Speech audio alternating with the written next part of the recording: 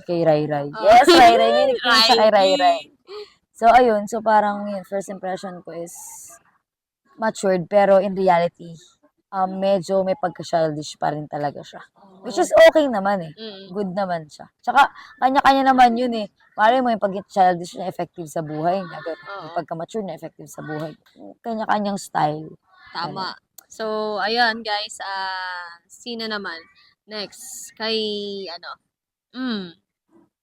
teka lang, kay Panty Queen. Kay Ah, Panty Queen, ikaw kay muna. Panty Queen.